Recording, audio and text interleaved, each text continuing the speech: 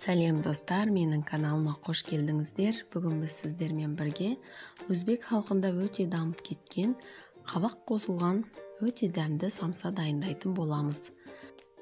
Менімен бірге болып, видеоның соңына дейін қарауларыңызды өтінемін. Ал ендеше іске кірісейік. Алдымен үлкен ыдысымызға салқын суды құйып, оған тұз және сұйық май құятын боламыз. Алдын ала елеп дайындалған ұнымызды салып, орташа жұмсақтықта қамыр илейтін боламыз. Бізге қажетті заттардың барлығын описание бөлімінде жазып қалдыратын боламын. Достар, міндетті түрде менің рецептім бойынша дайындап көріңіздер. Мінеки біздің қамырымыз дайын болып қалды. Енді оны жақсылап демалдырамыз. Бетін майлықпен жауып қоямыз, немесе салафан пакетке салып қойсаңыздар да болады. 5-10 минут демалғаннан кейін тағы да бір рет алып, жақсылап қайтарып жіберетін боламыз. Ендігі кезек салмасын дайындайтын боламыз. Салмасына асқабақ және пияз ғана керек болады. Қалауыңыз бойынша пияз қоссаңыз да болады, қоспасаңыз да болады. Ол өз еркіңіз. Көз және қыс мезгілдерінде нағыз сұранысқа ие самса бұл. Асқабақтың нағыз пісіп жатқан кезі болады. Бұл самсаның пайдасы өте көп. Асқабақтың да түрі өте көп. Осындай әдемі түстегі асқабақтар көбінесе дәмді болып келеді. Қолданған кезде оны да таңдай білу қажет. Мінеки бізге қажетті асқабақты осындай үккіштің үлкен көзінен шығарып алатын боламыз. Пиязымызды кәдімгідей төртбұрышты етіп турап қосатын боламыз. Дәміне қарай тұз, бұрыш қосамыз және 2 ас қасық сұйық май қосамыз. Қалауыңыз бойынша қант қосып жіберсеңіз де болады, өте дәмді болады.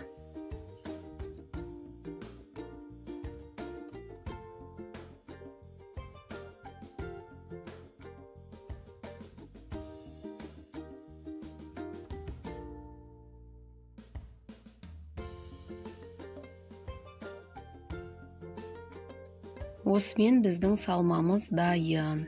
Енді біздің демалып тұрған қамырымызды тағы бір рет қайтарып жібереміз.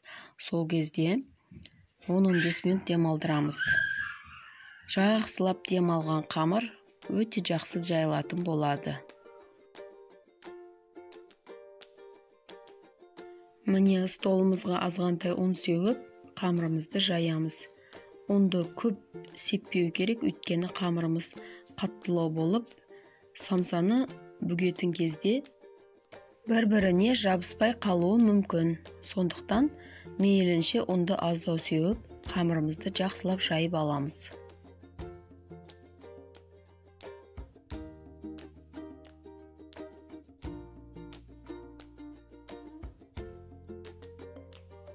Қамырды жайып болғаннан кейін үлкен-үлкен 4 бұрышты етіп кесіп аламыз. Өлшемін қалауыңыз бойынша етіп кесесіз.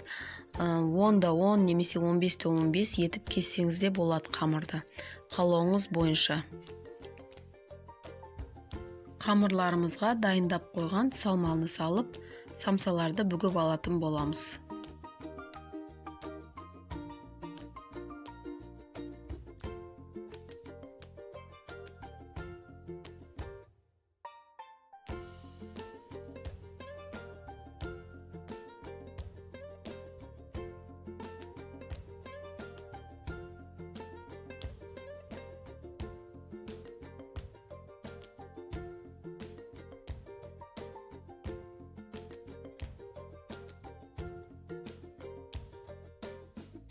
Мінеки бүгетін кезде қарама қарсы 2 қамырды бір-біріне жабыстырып алып, оның 4 шетін қолымызбен басып шығамыз. Сол кезде ішіндегі салмасы сыртына төгіліп кетпейді.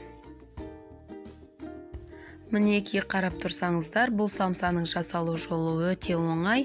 Міндетті түрде жақындарыңызға дайындап беріңіздер. оларға ұнайтыны сөзсіз. Бұл өте дәмді әрі пайдалы самса. Жасалу жолы да өте оңай. Достар, егер де менің видеом сіздерге ұнап жатқан болса, лайк басып, комментария жазуды ұмытпаңыздар. Ол мен үшін өте маңызды.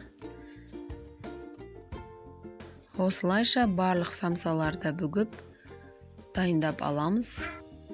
Дайын болған самсаларды 200 градуста қызып тұрған пеште 10-15 минутта пісіріп алатын боламыз. Бұл аралықта самсаларымызға подлив жасайтын боламыз. Ол үшін табамызға 2-3 ас қасық сұйық май құйып, оған пиязды турап саламыз, және азғантай сәбіз және болгар бұрышын салатын боламыз. Қалауыңыз бойынша тек қана пияздан пайдалансаңыз да болады. Азғантай мөлшерде томат пастасын қосамыз. Дәміне қарай тоз бұрыш саламыз. Осымен біздің подливіміз дайын.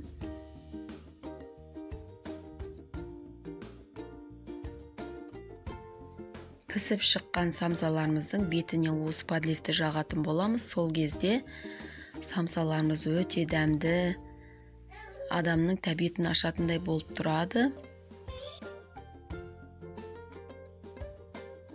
Достар, міндетті түрде менің рецептім бойынша дайындап көріңіздер. Көріп тұрғандарыңыздай дайындалу жолы өте оңай, әрі өте дәмді самсалар. Видеоны соңына дейін қарағандарыңыз үшін алғысым шексіз. Келесі видеоларда кездескенше сау болыңыздар.